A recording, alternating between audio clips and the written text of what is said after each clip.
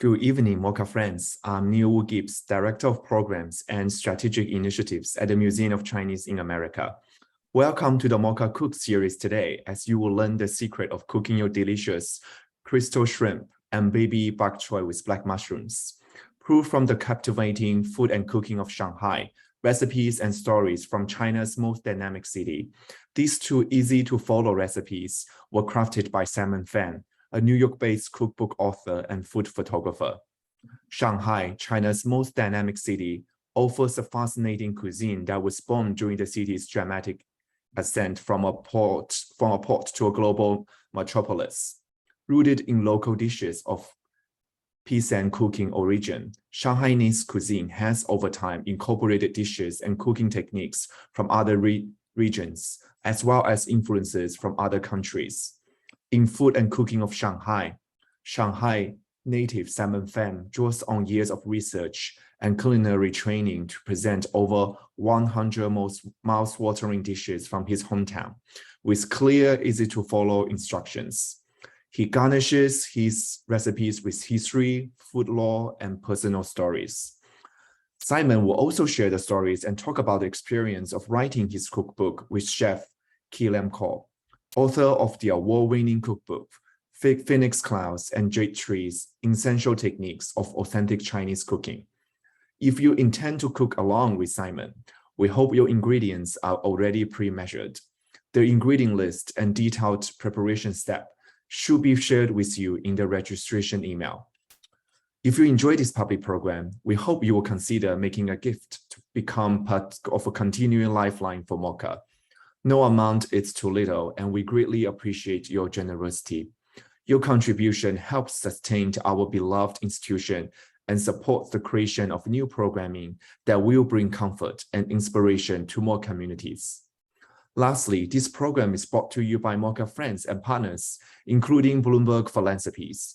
This program is also supported in part by public funds from the New York City Department of Cultural Affairs in partnership with the City Council. Without further ado, I will let our moderator, Kian, to further introduce the program and our guest chef, Simon. Thanks so much. Well, thank you very much for that introduction, Neil. It was great. And welcome to MOCA Cook. And my name is Kian. And this is Simon. You're a good friend of mine, and we've known each other for quite a few years now. And Simon has just completed a wonderful Shanghainese cookbook. And I love to have you guys get a copy of it and through Amazon. Amazon. Yeah, Amazon. Yes. Yeah, you can go through Amazon and get an e-book for his cookbook. And there's a lot of wonderful Shanghainese cooking in there. And I'm sure you'll be very interested in, and they're all authentic Shanghainese cooking. 100%. That's really great. So welcome, Simon, to Thank you. MOCA Cook. And let's talk a little bit about yourself. Tell us about what your background and how you got into the cooking, get into the cooking, the culinary world. Yes, no, thank you. First of all, thank you for attending this live cooking show. And I appreciate the opportunity from MOCA to giving me this opportunity to do this live show. And also thank you, Kian, for offering your wonderful kitchen for this show. This is fantastic. I think I will probably talk a little bit more about myself and about book later after the cooking, because I think everyone probably wants to see the demo of the two dishes first. Let's do it. So I'm going to do it right away. What you're going to be cooking. Yes. So, well, first of all, the reason I'm writing this book is because I'm a Shanghai native. So for me, I love all kinds of regional cuisines of China, from China, but for me, the cooking, the food of Shanghai is something very dear to my heart. And so we're going to start to show two dishes that are wonderful. They're both very simple to make, but also very elegant. And that's why I think that they're perfect candidates for today's show. They're also iconically Chinese Shanghainese cooking. That's why I think it is a wonderful way to introduce your recipes.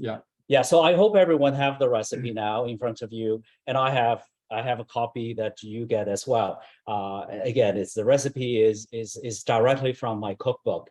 So the first dish we're going to do is the crystal shrimp, 水晶虾仁. 水晶虾仁. So you're right. Right. It is one of the most iconic dishes from Shanghai. You know, if you talk about the top 10 dishes from Shanghai, this one is always on the list. That's right. And in why? Because it's very elegant. Mhm. But at the same time, it's not difficult to make.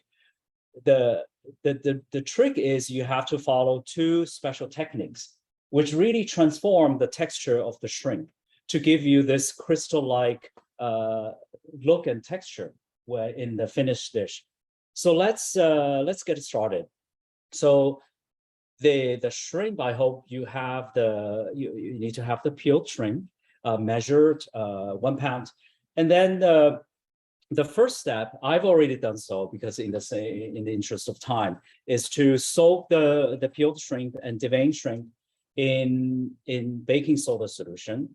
So this is already in put in the baking soda solution. Yes, Okay. and I soak them for 15 minutes, Mhm. and then I drain, and then I pat them very dry with the paper towels. Towel. Okay. So I wanted to show you one of the most important steps when you deal with protein, seafood, and Kian, you wrote detailed instructions in your wonderful book as well, right? It's the velveting step, 上浆, which is very unique to Chinese cuisine, and it also very important.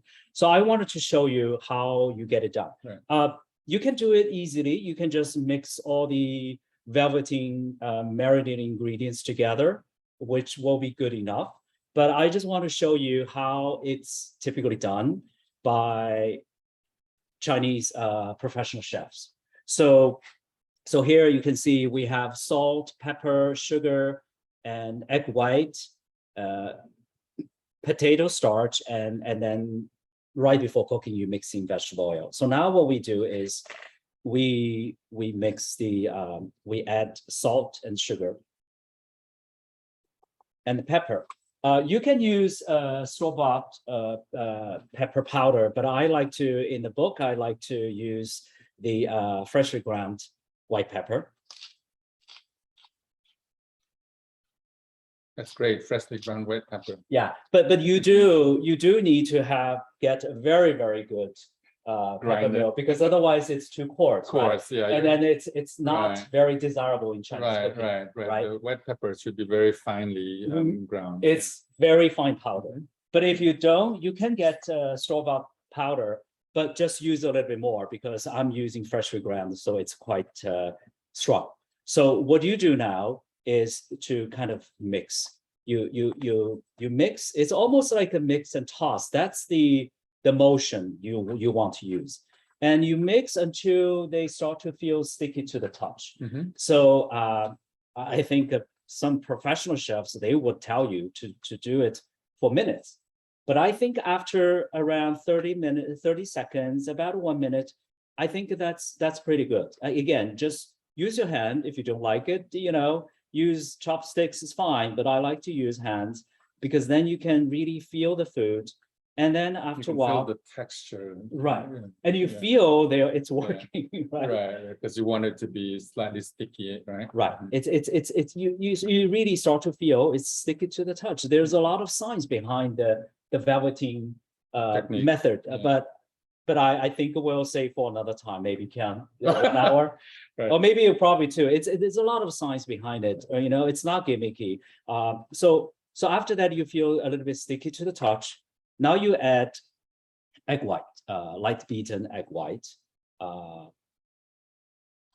You mix it just So you gently. beat the egg white a little bit? Yes, Mhm. just so it's smooth. Right. And you mix in, and then you sprinkle the starch. I use potato starch. Mhm.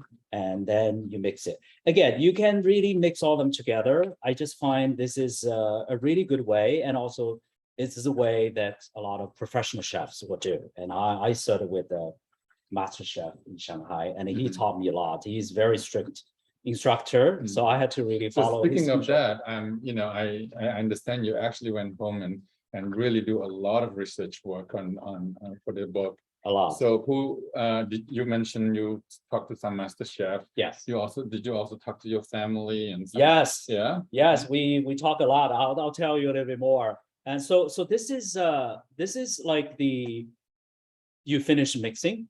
And in my recipe, I mentioned that you really want to marinate it for at least 30 minutes. But for this particular dish, because you want to create this crystal-like texture, I recommend you marinate in the refrigerator for 2 hours.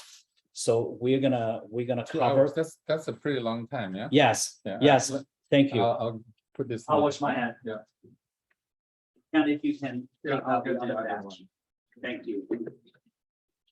And here we have actually another bowl that's already pre-mixed from before and refrigerated. Yes.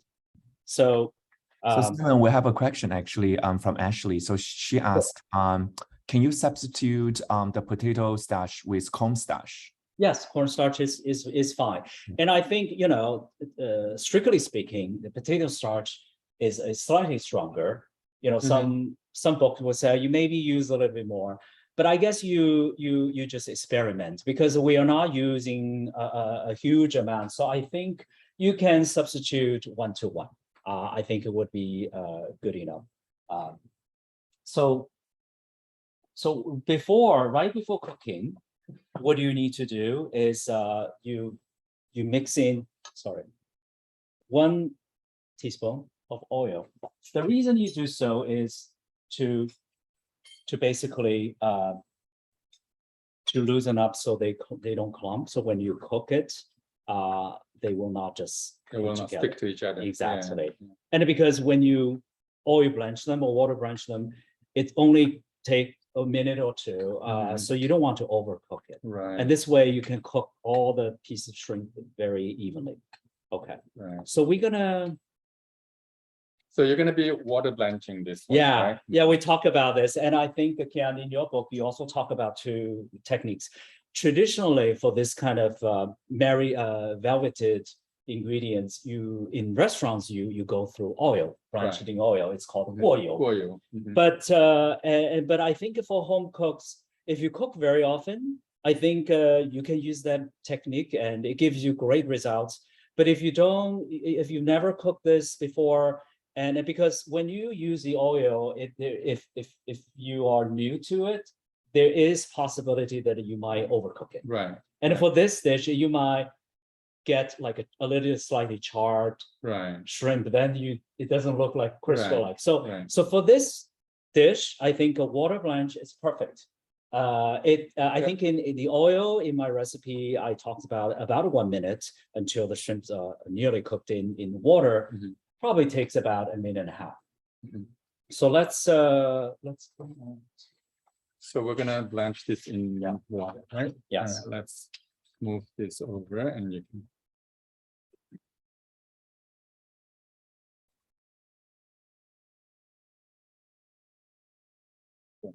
We have a pot of boiling water already. Yeah.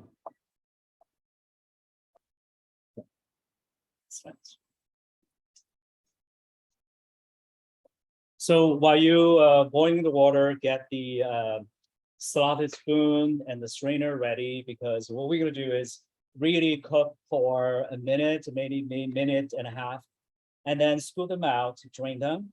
Then we'll finish the cooking for 30 seconds. So it's a very quick, simple cooking.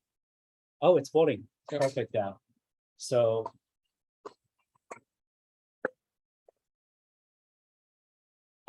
And I think if you really have a large pot, you can just cook once, but I recommend that you do it in 2 batches. This way, they cook quickly and evenly. So we add half of them.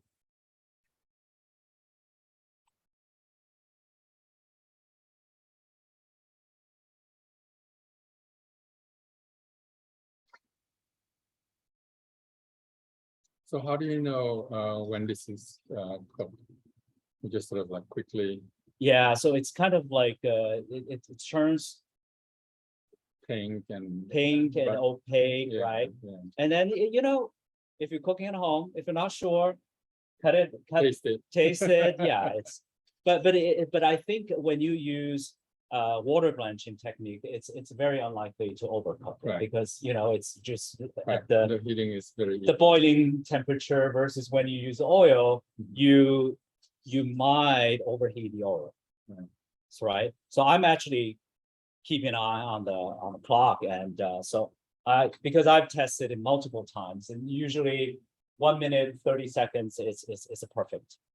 But again, don't worry because we're gonna finish the cooking at the next step, so it doesn't have to be fully cooked.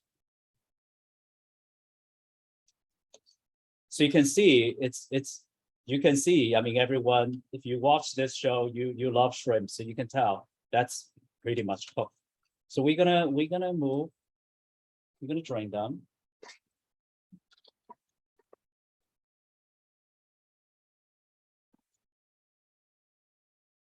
Good. Ooh, already it looks beautiful. Thank you. And once we put this this sauce, it's gonna be really shining. Okay, so we're gonna bring it back to a boil.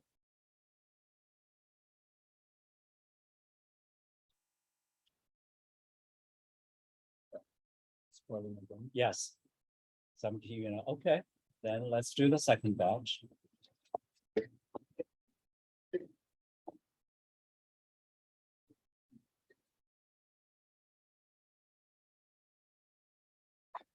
And give it a little bit stir. Oh, by the way, this dish in Shanghai is typically use the freshwater shrimp. Correct. Hexia. And then the hexia, the river shrimp, the shrimp from river, they have an even lighter color. So it when they cook, it's almost like a pale. Yeah, so it really looks almost crystal. It's really crystal. Yeah, And the shrimp from seawater tend to turn a little bit red, but I think it's beautiful too. So that's not done, you can tell. Yep.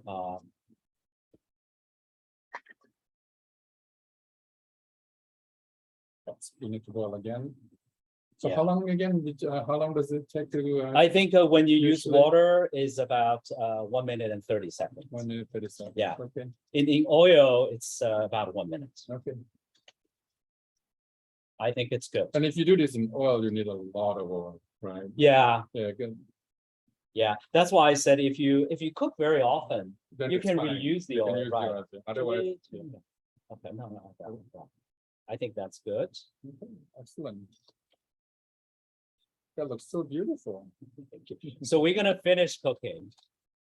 It's funny, Cam. I tried both techniques, and Water and oil. yes, And and I like both. To be honest, maybe slightly more using oil, but one of my testers, Shelly, she is an excellent cook. Also, my high school classmate. Mhm, She now lives in Arizona. So she did both techniques side by side, mhm. and it's interesting. And so she served two dishes, one Side by dish side. with two methods side by side. And at home, so the boys, Mhm. meaning her husband and her father, they like the oil blanched version. Okay. And the girls, Shelly and her mother, they Uh-huh. like the water blanched. Oh, okay. Very interesting. I don't know why it's I don't think it causes gender divide. It just happened this way. Okay, so now we're gonna stir fry, right? Yes, we're gonna stir fry. It's a very quick stir fry. So I'm gonna show. Originally, I was gonna use the fantastic wok which Kian has, very well seasoned. But I was thinking, a lot of people when they cook Chinese food, they're a little bit intimidated, right? Or they don't know how to season a wok.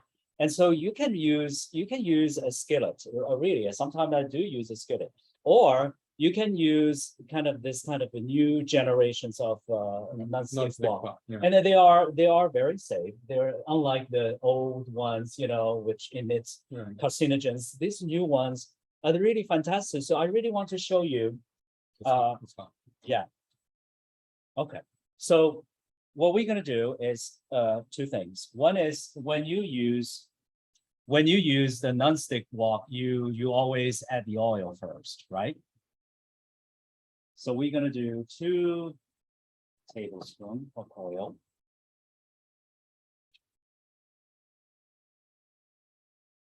Is it at a higher level or medium hot? It's medium. Only Okay, thank you.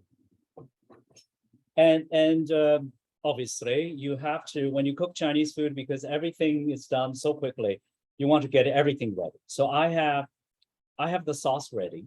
You know, you mix it with starch, but you know that this cornstarch, whatever starch, they don't dissolve in cold water. Right, they separate. So when you cook. exactly. So you have to really re-stir it right before cooking, and that's what I do. And make sure you have the ginger ready for the sauce, and mix the ginger with the zhenjiang vinegar. That's a different sauce. Black vinegar. Yeah. Right, black vinegar. And you have the peas. I told you how to prepare them. Either blanch them if it's raw, or if it's frozen, you just thaw them and rinse them. Okay, so we are pretty much ready. And let's put the shrimp.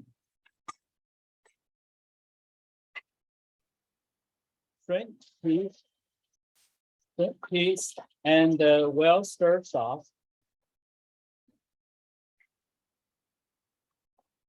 This really only takes like 30 seconds. And basically you want to finish cooking and mix them, and until the sauce is thickened. But here for this dish, we're not looking at some of the the takeout food. It's overly put too much cornstarch. Here it's very light. So what you want is a very light sauce. It's light and smooth sauce. Oh, thank you, Kian. This is a good point.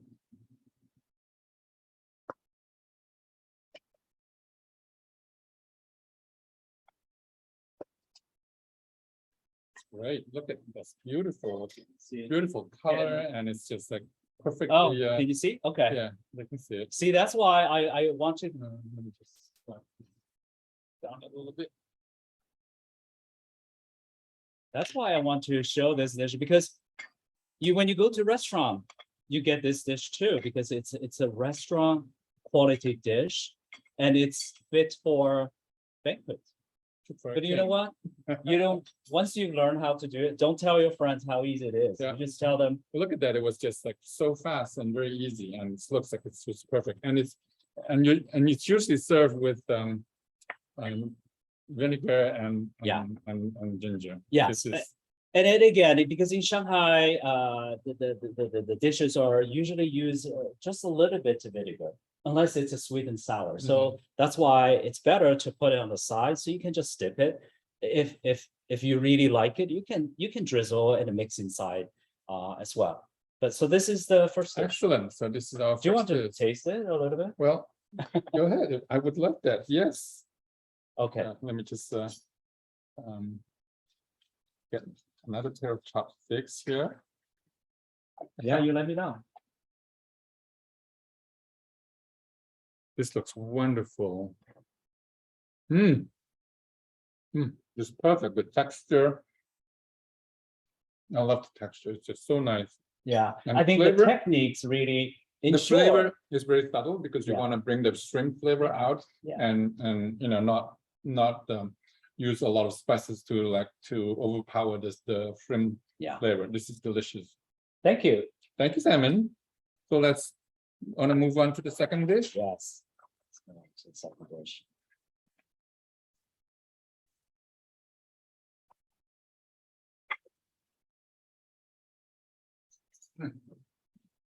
Well, that's very good. I think it will go well with a glass of white wine. Yes, What do you like? definitely. A glass of white wine would be, or a nice Sparkling. beer. Beer, sure. Actually, beer goes really well with a lot of this Chinese cooking. Yes, definitely.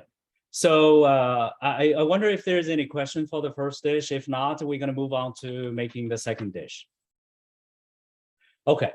The second dish is a baby bok choy with black mushrooms, or also known as shiitake mushrooms. The reason I want to showcase this dish is because, again, this is simple and elegant.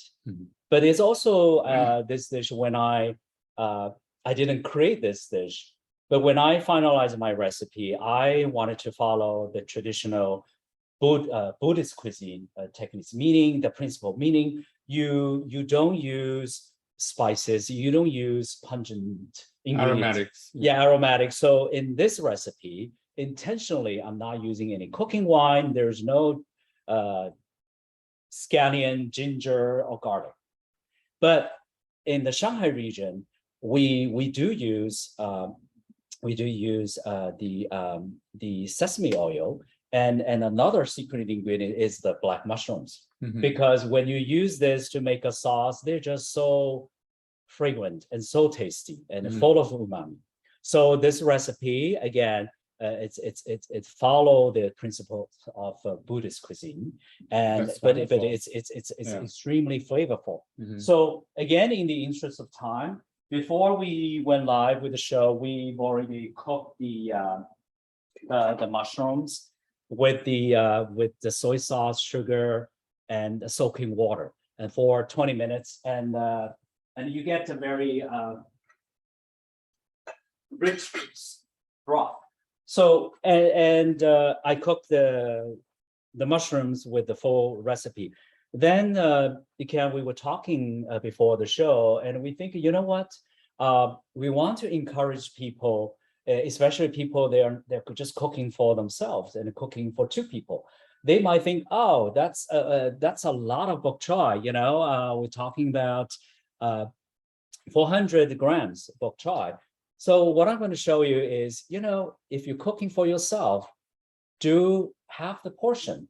That's a wonderful gift to yourself, right? Even if you're just cooking for yourself, you don't need to do the takeout. You can't do the takeout if you don't have time, but make a special treat for yourself. And so I'm going to show you how to cook and present half the portion of the bok choy. And speaking of Shanghai bok choy, this is the baby bok choy you really want to try to get in Chinatown. You know, in the Western grocery stores, increasingly you can find Shanghai bok choy. Yeah, they call it a baby bok choy, but usually it's a mature side. Right. But that's fine. That's fine. You know, for a lot of dishes, they're perfect fine. But just for this dish, if you really want to make it elegant, just like the dish I put on my cover, you want to pick the small ones, and it also that gives you better texture. You know, so trying to find the small ones, and then what you do is you cut it in half, right? You cut it in half, and if your bok choy is a little bit larger, you can just quarter them, or if they're really large, you remove the outer leaves. You don't throw them away. You select. You know, actually, Shanghai bok choy is a separate variety of bok choy. So it really is not a small variety of the regular bok choy. No, it is. It's very commonly misunderstood. People think that this is just a small, regular bok choy. It's not. No, it's because it can be full grown too. It's a different variety. But the other one is probably the more traditional bok choy. Correct. Where you just call them bok choy, the common bok choy, which has very pale white scent, right? But Shanghai bok choy has as a pale green bok choy. That's the one we grew up eating. Right. When I was a kid in Shanghai, that's the only bok choy we had. Right. Then we start to see the other bok choy, which is used more in the south, in Cantonese cuisine. Right. They are quite similar but different. Right. Okay. So let's get cooking. We need a hot water, right?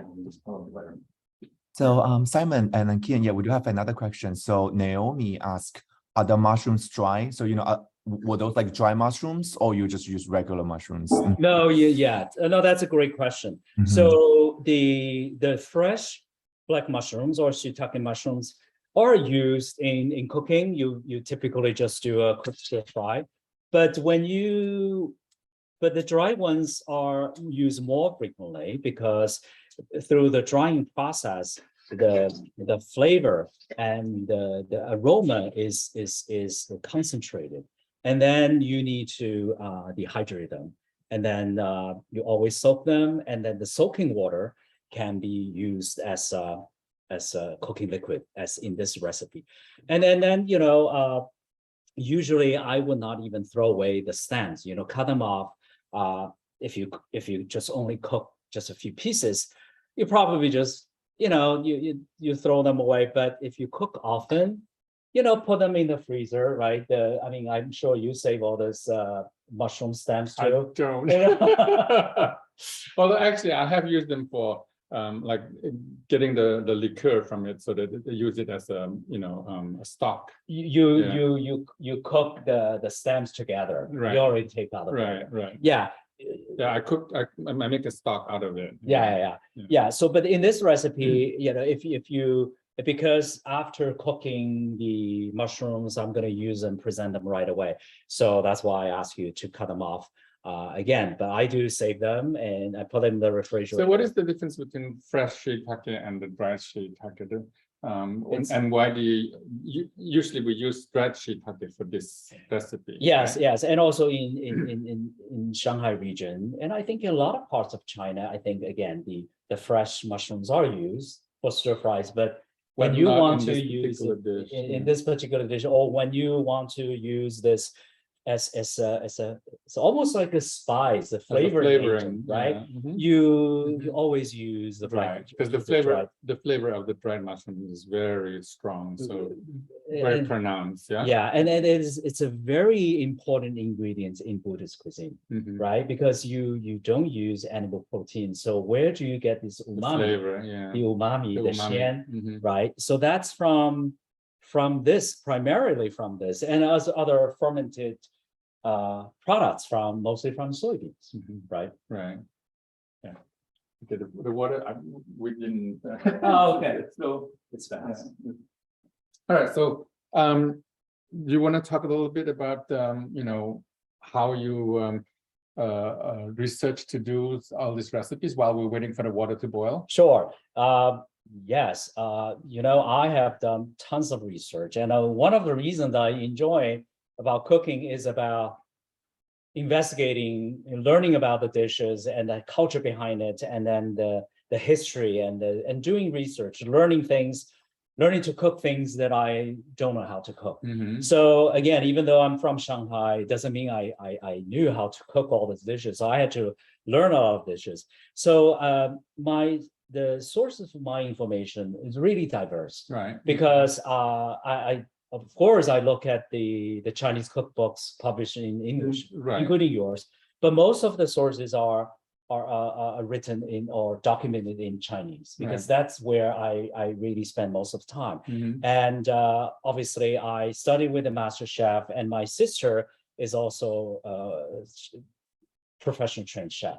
So through them I get to know a network of professional chefs, and I can ask them about tips, the techniques about certain dishes. And I also own hundreds of cookbooks in Chinese, and some of them were published in the 80s and 90s, so they're really precious, right? And so I would go through them, document things. And so your sister is also a professional. She cooked, chef. but then now she likes it. So I guess cooking runs in your family. I think it's kind of a little bit because we enjoy cooking. Yeah, we do enjoy food. We all enjoy food. So well, I think there are two kinds of people actually. The one type is they cook to they eat to live. The other type is they live to eat. We're definitely the second part. So did you also get some of the recipes from your family other than your sister? Do you have other family members that like traditional family dishes that you look into? Yes, I think my some of the dishes, the best cook in my family is my late grandmother. So I do have the grandmother's red cooked pork, It's not because I would just say, okay, this Ooh, is that how sounds my wonderful. grandmother cooked it. That's how I'm going to teach you, because it's not a cookbook about Yeah. my family recipes, right? Mhm. It's about the dishes of Shanghai. But I've tried different techniques, different recipes. Mhm. I always come back to the way my grandmother made them. Mhm. So in the cookbook, the recipe is more or Mhm. less following how my grandmother made it. Excellent. So the water is boiling. Okay, great. Let's, We'll continue the discussion later. And of course, I need to mention that I also included my mother's favorite recipe. It's the fragrant and crispy duck, Oh, Shangsuya. shangsuya. Yeah. So that's my mother's dish. But she would cook, of course, in Shanghai, you cook a whole duck, right? Mhm. Because the duck in Shanghai, they tend to be smaller and leaner. But here I change it to use the duck legs because Okay. it's more accessible to home cooks here. Right, definitely. Okay. All right. So what we're gonna do is we're gonna blanch the bok choy, right? And then because the water is boiling, and in most recipes, the Chinese vegetable recipes, you just blanch them. You don't really need to salt them, because when you finish it, you add have the sauce. And I don't want to include it because otherwise people might over salt them. Mhm. But in this recipe, because you don't cook it again, so you want to make sure the water tastes quite salty, right? And then again, because you're not cooking the dishes again, the bok choy again, you want to add just a little bit oil. Give it a little clean. Yeah. Yeah. And again, I'm only cooking half batch, so half the recipe, so you can cook really in one batch.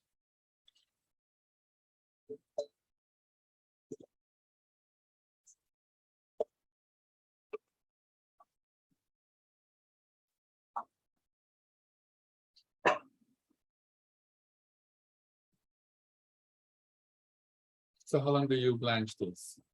I think it's about a minute and a half. Mhm. But that is also, I think, according to personal preference, because some people like it a little bit raw, some people like it A little bit more cooked. right. Yeah. What's your favorite? What's your preference? I actually like it a bit raw because Yeah. I like the crunch. I want it to be slightly crunchier. So Yeah. And then also because these are baby bok choy, so they're very tender, right? Mhm, they are very tender. Yeah, and the crunch really gives it a really nice, extra texture. Exactly.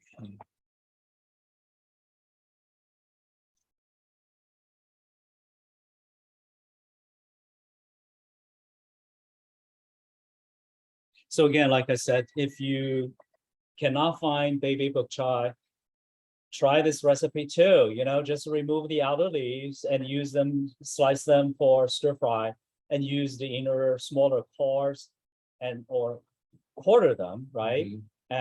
And that will be a beautiful dish for banquet too. Right. Because you can serve salad, fine, but everyone can do that. So if you serve this dish, I think it's definitely going to be a crowd pleaser. That's another. All right. So I think it's pretty much. We're gonna use. I think for this dish, I think it's better. We're gonna drain it first. Yeah.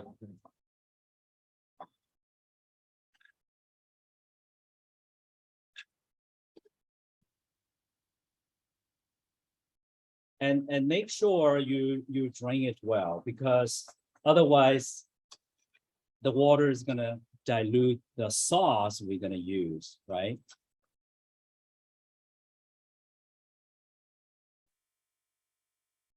Look at it, so beautiful. Okay. Okay. Move aside. We're gonna cook the sauce.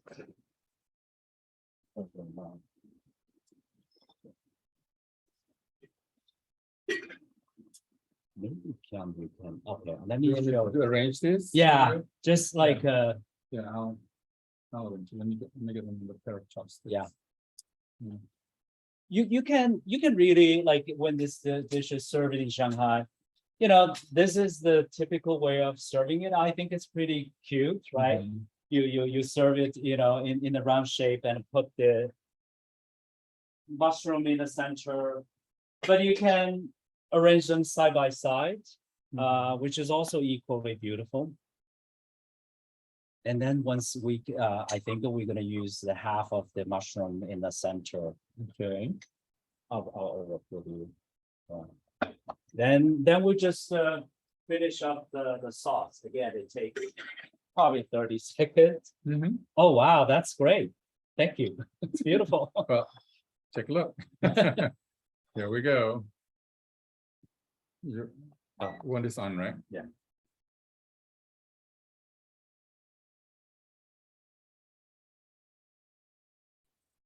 See, I think that once you get the nice size of Bok Choy, you're pretty much 90% of it. But again, don't be discouraged if you cannot find small, pretty Bok Choy.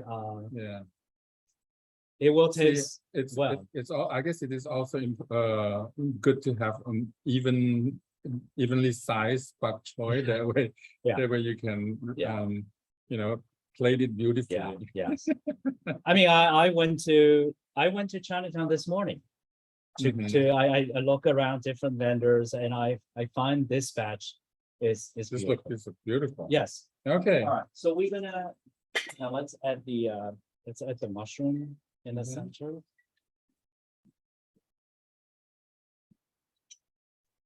Again, for nicer presentation, you want to choose the smaller ones because they are just bite size, right?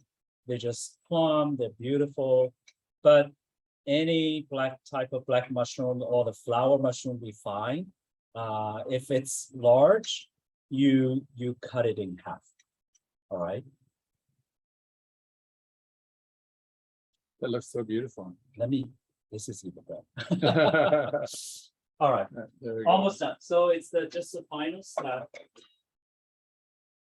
So The final step is the sauce. it's the sauce.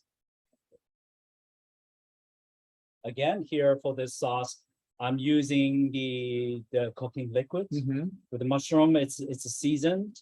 You just need to thicken just a little bit. What we call 玻璃切, right? A silky, smooth sauce. So for that reason, again, only just a little bit solely, just a little bit. Again, I'm using half portion of the cooking liquid because this is a half portion, half recipe. And again, you always have to stir it well before you add it to the liquid. And what kind of seasoning does this have? Just salt? When I cook it, I ask in my recipe, I ask them to put either the soaking liquid, soy sauce, definitely a little bit sugar. Okay. Because a little bit sugar adds its umami. Right. And then this is very sweet. Is that like? Do you agree or not? I mean, some of them are, but most of them are not overly. That's what Shanghai cooking is known. Everybody always say the Shanghai dishes are sweet, but do you agree with that or not? No. Okay. I will tell you a little bit more. But that dish wasn't sweet, right? That's right. The shrimp is not sweet. But... And this one is wonderfully sweet, I think. It should be. Okay. So it's beginning to boil. Okay. I actually should get okay. So you again only take, I think, probably 15 seconds. All right.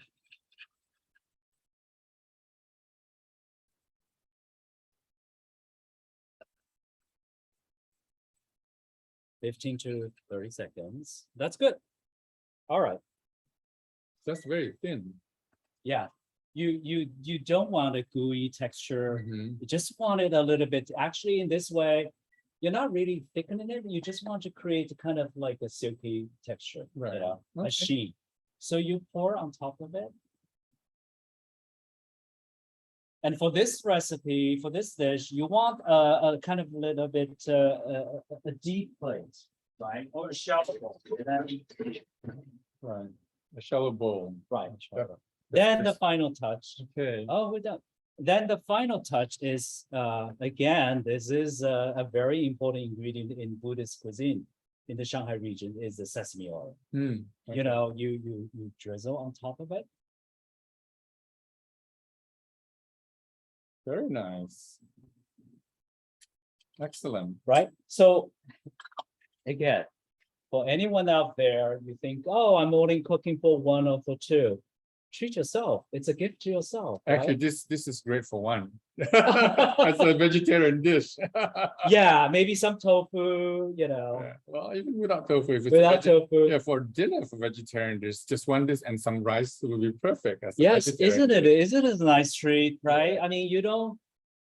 Yeah. Good cooking is not about fancy ingredients, it's about using ingredients smartly, right? And then I think with the shrimp, it's a good dinner Excellent. with Yeah. a glass of wine or beer. Let's bring the shrimp back down out here. So now the combination of this plus Oh, yes. some rice. Thank you. plus some rice would be just perfect dinner. And a So- glass of wine. And a glass of wine. Or beer. beer. Because beer actually goes really well with Chinese Yes, food. yes. So yeah. Yeah. So now that we let's just take all this away and So, Great. like I said, you can arrange the mushroom and bok choy side by side if you're using kind of a long plate. oval plate or something. Yeah, and maybe you shape the bok choy like a fan shape. You know, it's You use can- your creativity. Yeah, be creative with the presentation, right? Right. Yeah. But I think this is a good banquet. Definitely, dinner, this right? is a beautifully presented. This is great. Two wonderful dishes that can be very elegant. Yeah, That's why they're both chosen for the cover. exactly. Good, excellent. Well, thank you for all this wonderful recipe. Now, let's talk a little bit about yourself and the process of you getting to where you are in terms of writing the book. Actually, there is a question here. It says, "What is your favorite recipe from your grandma?" Ashley Wong asked the question. Oh, thank you for the question. It's a very sweet question because it brings a lot of good memories. As I said, my grandmother I grew up in a family that really cherished good cooking, the joy of cooking, and the food. So my late father was a great cook. My mother is a good cook. My sister is a great cook, but the best one is my grandmother. And I enjoy everything she made, but my favorite is definitely the red cooked pork. I think if you ask 10 people from Shanghai, nine out of 10 will tell you it's red cooked pork, Right. right? Well, interestingly enough, even within our family, I mean, even though actually, because I'm from Fujian province, right? So we actually don't call red cooked pork as hong sao rou. We actually it's called kong ba, which is kong rou. But it's the same thing. It's actually red cooked pork, and that is also our favorite dishes in our home. It's like, I think red cooked pork is one of those dishes that is very universally adored in China. In China, definitely. But it's interesting. I did a lot of research, not just different versions from Shanghai, but different versions Of different across the region, country. yeah. Mhm. And there are differences. Of You know, course. the way you cut it in Yeah. Shanghai, I wrote in my book, in Shanghai, the piece of pork bellies are cut quite relatively large. Yes. And then also you don't cook them for too long. Mhm. Because if you cook too long, well, I mean, in the US, we call the texture is fork tender. That's not the texture we like. You want something Mhm. that is still nicely chewy, Mhm. right? Not nicely chewy, but it's still a little bit bite. So again, this my favorite is the red cooked Red pork. cooked pork. Yeah. And her version doesn't use Any spices? No, Just soy it's- sauce and yeah. sugar and wine. Yeah. Right. Yeah, that is what a lot of people do. But in some region, like where our family is from, we actually put in star anise to Yes. to spice it up a little bit.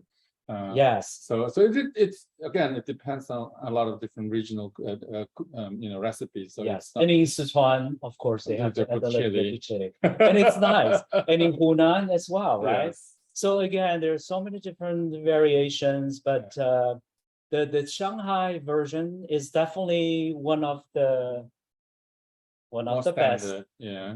most recognized Right, in the right. country. I might be a little bit biased, Mhm, but I think that they are awesome. They are awesome. There is one more question from Sandra Gong. If not using mushroom, what do you suggest for a sauce for the bok choy? That's a good question because I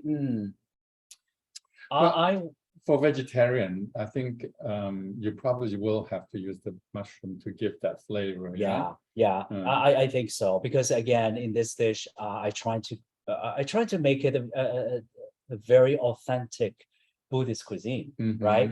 And I do think I think nowadays, even if you're not living close to a Chinatown market, I think because it's dried ingredients, you can order online, right? So I do. I think you could. I mean, you could just cook it without the mushroom, or maybe fresh ones. I would think. I was thinking you can use fresh mushrooms. Right. That could be good, right? Oyster mushrooms. Right. The Cantonese use oyster sauce, but that's not vegetarian. Sure. So The vegetarian version, there is a vegetarian version, which is using sauce, mushroom, yeah, right? Yeah. But yeah, if you don't use black mushrooms, and I think maybe use use fresh mushrooms and maybe use a variety of them to make it interesting, right? Oyster mushroom would be good. Okay, excellent. So you are also professionally trained, aren't you? Cooking, but you were professionally trained in the Western cooking, not in Chinese cooking. Yes. Tell us a little bit about that. Like I said, I enjoy cooking. I grew up in a family, so I was influenced at a very young age by my grandmother. That most people in my family think we view cooking as a joy, not as chore. So I started to cook when I was a kid, and then when I came to the U.S. To study for my master's degree, and out of necessity and out of nostalgia, I really started to cook more. Right. Cook Chinese food, but because I live in New York City, there's so many different varieties. So I started to get more exposure to different cuisines. So I actually started to cook Italian, French, Mexican, Indian, Thai, and somewhere along the line, I realized that for me, cooking is not just a hobby. I wanted to take it to a new level, and I wanted to get to professional training, and I wanted to. It's almost like learning a different language. So by studying I signed up for the program at International Culinary Center (ICC), which was previously called French Culinary Institute. So they teach fundamental French techniques. Right. So I thought it was really good because I was thinking, I really want to do something about food. I wasn't sure what I wanted to do. So I thought through professional training, it could lead me to new possibilities. And then the ICC offer a 9-month program, which it's not daytime, but it's evening and weekends. Because I was working in banking, right. So I could keep my day job, and I could just take a evening or 2 evenings during the weekend, the weekends, to learn. And because I think through that program, I can learn the foundations of Western cuisine. Because then I can try to find out the differences and the similarities So when I teach people about Chinese cooking, so I know where they're coming from. So it's almost like you become bilingual, right? So you can communicate better. Right. That was the reason. That's a wonderful approach. Yeah. It was very expensive though. But I assume that all that education also helped you in terms of translating a lot of the recipes, Chinese recipes, into an American or Western kitchen. Yes, definitely. The at ICC, I think the program was fantastic. And then the recipes that for the dishes we had to practice were perfectly written with precision, with a lot of detail. And I thought that's how I wanted to write my recipe, because through those recipes, I was actually able it shows, because I looked at your recipe, is very good. It's very detailed. Thank you. And the instructions is excellent. Thank you. Because I think through the ICC, I learned to cook dishes I never cooked or never tasted. And I was able to recreate them and to the satisfaction of the instructors. So I think that this is really the only way, especially when you want to teach people about the cuisine they're not very familiar, or even they know how to do it, but they don't know how to, right? Because I think, I truly believe when you write the recipe, if I start from a guesstimate, I cannot imagine the readers will land at the right place, right? Maybe by chance or by luck, right? So if I start with something, they're very precise, and because I've done all the homework, and then after first or second time, you can improvise, you can make it in your dish, right? But I do think so that's what ICC taught me, to how to write the good recipe.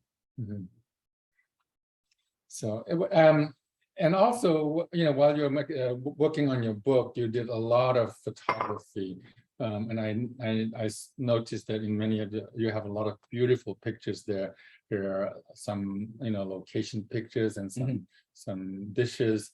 Tell us a little bit about that. I mean, did you travel around different parts of the city and collect all these photos? Yes. So I did pretty much all the photos for the dishes and the locations, except the two on the cover, which was created by the designer for the cover. But after my ICC, I start a food blog to talk about regional cuisines, and because it's actually partially inspired by your blog. You were one of the pioneers, thank you. right? The redcook.net. I'm glad that it was wonderful. I found out about it, and I thought, oh, it was great. It is really a great way to talk about Chinese foods. So I've been blogging since 2012, and the experience taught me how to write good recipes, and also I have to shoot the photos by myself. So that was a good learning experience. I felt that I had trained myself to become a better food photographer. So for this good book, I made several trips to Shanghai, and luckily all before the pandemic, all the lockdowns. In 2018 and 2019, I made several trips, and each time I stayed for about 3 months in Shanghai. And most of the time we cook with my family, we talk about food, we do research, we eat out, part of research. And then we cook, and then because I have all the help from my mother, my sister, my nephew, so a lot of the dishes were prepared and photographed in Shanghai, because you can have my mother to hold the reflector, and my sister would pour the sauce, right, and my nephew running whatever errands I want him to do.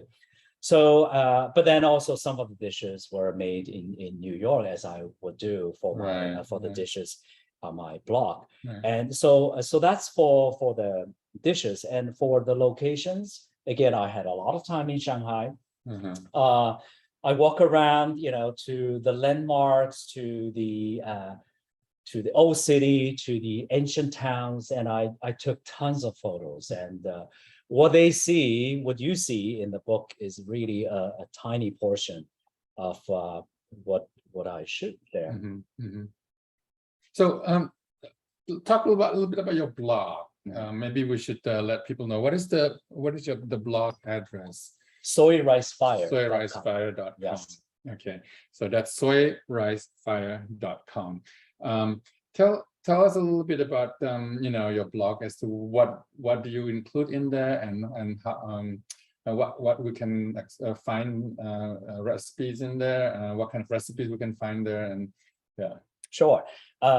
It's so I started a blog right after my ICC training, and I was thinking about different ideas, but then I realized, even though I enjoy cooking, I didn't want to be a professional cook, because what I found out is I'm interested in learning about new things, but I'm not interested in cooking the same dish from the menu repeatedly. You're not interested in the production. I'm not interested in the researching, writing about it. So I started to write this, started this blog, and partially it's because I think the Chinese food, even though we have a lot of blogs, a lot of great cookbooks, but still, I think Chinese cuisine is misunderstood and also underappreciated. I really feel that. So I think there is a room for one more blog to talk about regional cuisines. And I basically, I start to learn about dishes I didn't know from Yunnan, from different regions, because officially there are 34 regional cuisines in China. So it is just so vast, so complex. So I learned those dishes. And what's important is you cannot just take the recipe you read in China written in Chinese, because what's important is you have to make sure they work with the recipes you have here. Because even though you have chicken here, chicken here, but the chicken we got here is not the same. For the fish, right? Like in Shanghai, some of the traditional recipes we use crucian carp, ji, which is a beautiful fish. But here you don't have it, so you have to experiment with others like striped bass from North America, branzino, different types. So that blog is mostly about teaching people about cooking authentic regional Chinese cuisines, not from Shanghai, not necessarily from Shanghai, from all over China, with ingredients you can source in the US. And I intentionally make all the recipes served too. Because in New York, you have small families, a lot of people, young people. I want to encourage young people to start to cook for yourself or just for another person. Sandra Gong asked another question again. By the way, she said thank you for the answering the questions about the mushroom sauce. She also wants to know, is there a substitute for the zhenjiang vinegar, the black vinegar? That's a good question. I think there are two types of black vinegar from China, and you can get both type in Chinatown markets if you're close to one. One is zhenjiang vinegar, which is made with glutinous rice, right? And the other is you can substitute with Shanxi vinegar, which is from the Shanxi province. The ingredients are a little bit different. They use sorghum, use peas. So the flavor is slightly different. I cannot tell which one is better, but they're both fantastic. But for me, when I cook Shanghainese dishes from my Shanghai region, I use zhenjiang vinegar. When I eat dumplings, like northern style dumplings, I have to use the Shanxi vinegar. But you can substitute with it. If you don't have it, you know what? I think the balsamic vinegar. I was going to say, but right? probably. Do you feel this? Yes, but the only thing is, I think balsamic vinegar is a little bit too acidic. So if I were to substitute, Chinese black vinegar, I would dilute balsamic a little bit, because zhenjiang or sometimes known as Jingjiang, because that's how they Jingjiang. I think that's the Cantonese translation. Yeah. And that's how they label it. They usually label it Jingjiang. Yeah. If to substitute Jingjiang vinegar, I would use balsamic and then just dilute it just a little bit so that it's not as sharp, because it's the acidity is much stronger. Or maybe not use a really aged balsamic vinegar. True. Use a little bit younger. Yeah, vinegar, right. And experiment. I think. Right. You mix it a little bit. Maybe the rice, or the white rice vinegar, or maybe the apples, the apple cider. Apple vinegar. Apple vinegar, yeah. Oh, the white wine vinegar. Right. So yeah, I don't think you have to. I don't think you will fail without the zhenjiang vinegar. Right. Just try anything else. Right. But this really gives you the authentic the flavor, yeah, because it does have a specific flavor. But I think, like you say, I think balsamic is close enough that very often you can substitute with it. Yeah, I learned that many years ago when I watched Simply Ming. Okay. Because he talked about using the black vinegar and the balsamic. And sometimes he mixed them up. Right. Well, it's an interesting flavor. Yeah. Wow. So you mentioned dumplings is you use the vinegar for eating it with dumplings. So tell us a little bit about some of your dumpling recipes in your cookbook, and what do you how did you go about learning the dumpling recipes, and how do you adapt it to here? Yeah, that's a good question. I have to say, in my cookbook, I have 10 main chapters, and then you also have the basic recipes and ingredients. But among the 10 chapters, the chapter for the dumplings and the chapter for desserts are the most difficult chapters for me, but also most rewarding. Why? Because I had to learn to make them, a lot of them from new. Because in Shanghai, in many parts of China, you don't really, because in Shanghai you're spoiled. You walk out, you can get great pan-fried buns, pot stickers, and soup dumplings. Very few people make them at home. The only dumplings you would make home would be the wontons, the spring rolls, wonton, spring rolls, and then maybe shumai. That would you make home, but the others, nobody would make soup dumplings because they are not easy to make.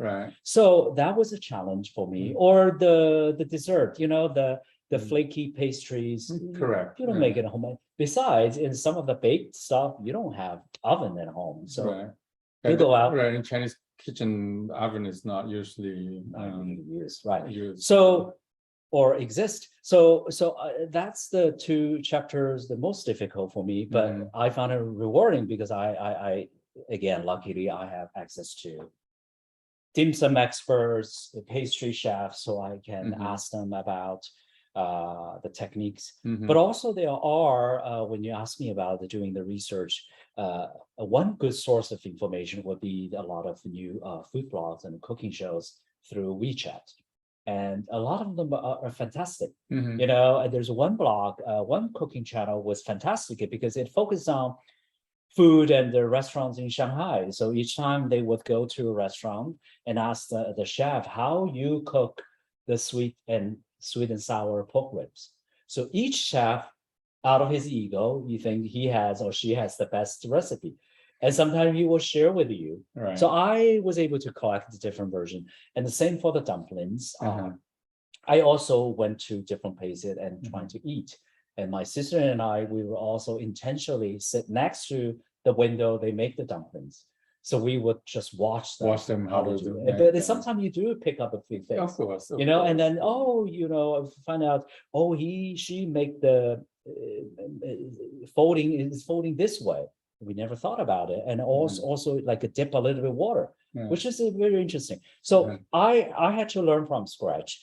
And then by looking at different recipes, I have to also make them accessible to home cook or people like me who didn't know how to make them, especially like the more delicate ones like the soup dumpling. I studied with a dim sum master, and the way he taught me is almost impossible, right? He said, well, you're trying to make over 30 plates. I'm like, that's a lot. And then he used a tiny piece of dough, and he can roll out into a beautiful thin wrapper, which is not possible or needed for a lot of people, because if you roll a wrapper into so thin, they're gonna break. Yeah. But then you get a soupless dumplings, right? So I tweaked the recipe to make sure that people can make them at home. They feel great about it, and they can make the dumplings successfully, and still taste great. And that's the same thing for desserts as well. But for desserts, I also look at some of the cooking shows, and which are geared towards younger generation. So they teach them how to make the traditional desserts, but present them in the contemporary way. So I learned things from them too. So and then I incorporate them into my recipe, like one of the la gao, the steamed glutinous white cake. It's traditionally you make them, you put dousa, that's the sweet bean paste. You fill inside, and you make a kind of like a cigar roll. But this one, I learned the trick from the cooking show. I make it into two flavors, two colors, and so it make it very something that people are much more contemporary. And also there's another cake, is songgao. It's you can call Shanghai style sponge cake. Traditionally it's made into a large round cake. But I learning from some stealing some ideas from the shows, I use cupcakes to make them into a smaller cake. So it's individual size, and you can see them, and mix in the purple yam. So they have this stunning, this purple color, and put some filling inside. And I tell people they can put chocolate as well. That sounds great. Sounds wonderful. Maybe next time we will show that. Yes, well, next time we have to do dim sum dishes or sweet dishes. Definitely. So Shanghai cooking has a very distinct flavor in it. And what would you say is the representative of what Shanghai food is? Like, is there any particular characteristic that is is seafood a big part of it? Is soy sauce a big part of it? And how would you describe that? That's I'll try to be brief because it could take 1 hour. But you mentioned a point about Shanghainese food being sweet. Yeah. So the indigenous Shanghainese dishes were created by the farm, the home cooks from the countryside. Right. So they cook really hearty, strongly flavored dishes because they were meant to accompany rice. So you can get energy to do the farm work, laborious work. So that was the origin, very richly flavored with soy sauce, sugar, and wine, right? But then over the decades, it has moved from richly flavored, strong flavor to something that more what we call 原汁原味. So you keep the original flavor. So but sugar, soy sauce. Just to explain 原汁原味, it's a Chinese saying that you're cooking to create, you keep the fresh flavors of the original ingredients. That's what 原汁原味actually means. Yeah, exactly. So originally you use a lot of sugar, soy sauce. That was true many years ago, decades ago. But gradually, and also lard, gradually moving towards less soy sauce, less sugar, but also incorporating flavors, techniques from other regions. Mostly from the neighboring Zhejiang, Jiangsu, and Anhui provinces. And all of them have their unique traditions, but they all evolve around using seasonal ingredients, right? And mostly, in general, the cooking in the Shanghai region doesn't rely on lots of spices, Mhm. because you really can find a dish that's cooked with 20, 30 spices, which Mhm. is quite normal in the northern part, Right, in the western part Right. of Especially the in country. Sichuan cooking. Right. But in Shanghai, people don't want to use that. So to answer your question, so it's a lot of flavored with soy sauce, sugar, and Shaoxing wine, good Shaoxing wine. Right. You know, that makes a difference. Right. But also, instead of using a lot of spices, people use black mushrooms, shiitake Mhm. mushrooms, Mhm. good ham, Mhm. Jinghua ham, Mhm. right? Dry shrimp, dry shrimp. So it's kind of like really flavoring agents, Mhm. right? So that's some of the things we What use quite often. about But in terms of spices, we do use I think star anise and kashaban. These are the two things. those we are use two quite often. main Because they play important role in Hongshao red cooked dishes, right? Right. They just I think it's a perfect pairing. Right. Right. It is a perfect pairing. Yeah. Yeah, definitely, because both star anise and cinnamon has a sweetness to it, and that gives it a nice complementary flavor to a soy sauce. Yeah. So Shanghai cooking also has a lot of quote unquote foreign influence.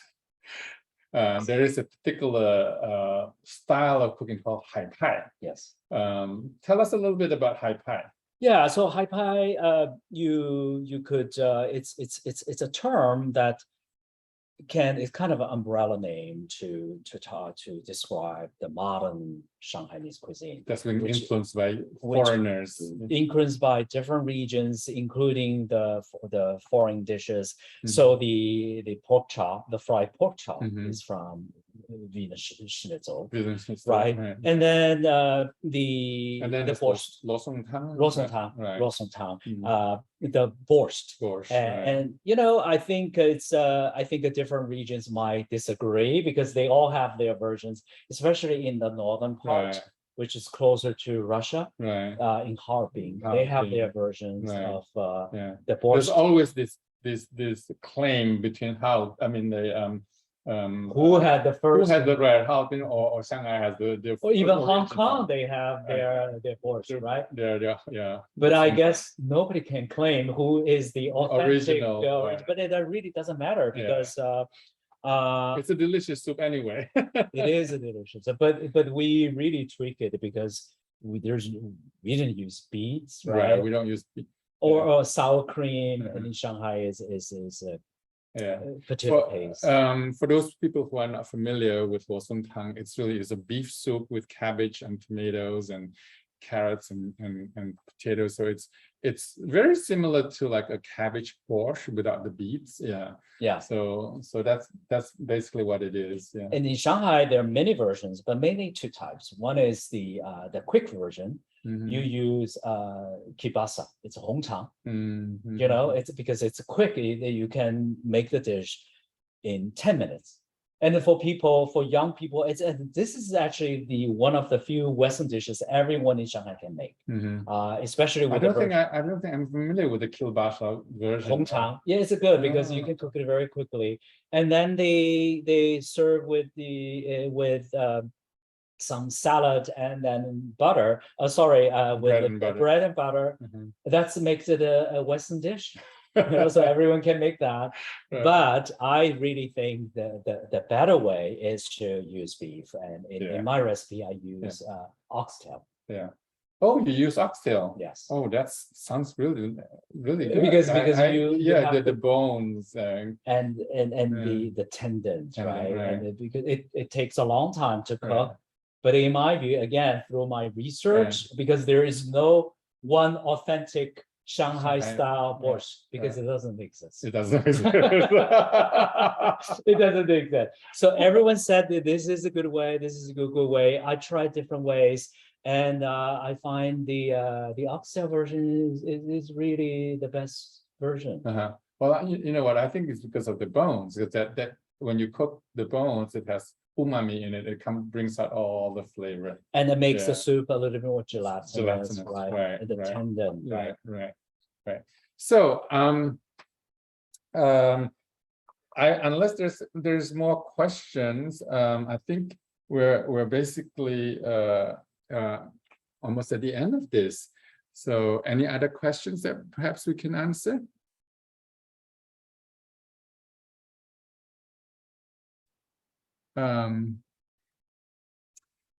Okay, so well, again, you can get Simon's book.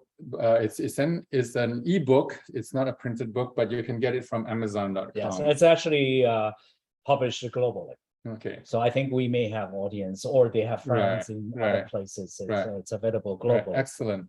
And again, it is the book is called what is it? Food and Cooking of Shanghai. Food and Cooking of Shanghai. And they look for my name, Simon Fan. They will you'll find it. Yeah. Excellent. Okay. Well, thank you again. I really appreciate it, Ken. I've had a blast, and I think it's thank you for and Neil, for both of you, for such a great host and for this opportunity. Well, it was great to have you here. I think people are they really would enjoy both these recipes, because they're easy to make, and yet the flavor the just comes out beautifully. But once they've learned how to cook it, don't tell their friends how to cook it, right? They have the secret, recipe. Right. Because when people taste it, it really tastes phenomenal, Yes, right? They yes. cook, they've had shrimp dishes many times, but not very often they have the shrimp with this texture, right? So don't tell your friends it's easy. Just say it's a special technique. Right. They won't be able to. There you go. Well, get Simon's book and learn all the secrets, but don't tell anybody about the secrets. But then tell them they want to learn the book. Thank you. That's what it is. Okay. Should we turn back to Neil? Yes, Neil. Great. Yeah, thank you so much, Simon and Kian. Actually, we have Naomi asked one last question. She said, yeah. Do you approve of mushroom seasoning? Like as in like powder mushroom seasoning? Yeah. Could you clarify your question, please? I think I do see like the powdered mushrooms, so that would be good. Yeah. I think those yeah, I think some of those. If what Naomi is talking about is the powdered mushroom, I think they're good. They're good. I actually, because I made it myself too. Yeah, in fact, it's like MSG, but not chemical. It's it's the umami flavor that's from the mushroom. It's good, but I think if you're cooking, I encourage you to use the dried mushrooms, because I think. But then if you can find the dried mushroom, then go ahead and use the dry mushroom, and you can then soak it, right? Then get the liquor. The liquor from the soaking actually has a lot of umami in it. Yeah. And I want to say that it happened by incident. When you like put fresh mushrooms in the refrigerator for too long, you forget about them. They actually start to dry. Right. And the flavor, texture change. Yeah. And they become concentrated. Exactly. So that could be one way of getting the flavor. The flavor. You leave the mushrooms in the refrigerator for a week. Right. Sometimes. That could work. Yeah, but actually, I also think that some of those mushroom powder, they actually put MSG in it as well. So you have to make sure that when you're buying the mushroom powder, that it's a pure mushroom essence, because what they are, they're basically the extract out from flavor that is extract out from the mushroom and then dried. That's basically what they are. Yeah. But I think it's a great way of adding extra umami to your dishes. Yeah. Yes. Yeah? Yes, definitely. So so great. Well, once again, Simon and Kian, thank you so much for your time. I think, we had such a great program. So yeah, please, go buy the book on Amazon and also follow us, on our social media, go to our website. Also we have a lot of, upcoming events. So yeah, so once again, yes, thank you so much, Simon and Kian. And then, we look forward to, the next MOCA Cooks. And I hope, some of our audience, were able to, make the crystal shrimp and then the baby bok choy with the mushrooms. And then, also if they didn't get a chance, hope that you'll be able to make it, this weekend or, at another time, but definitely get a cookbook, please. So once again, thank you so much. Thank you. Thank you, everyone. Bye-bye. Bye-bye.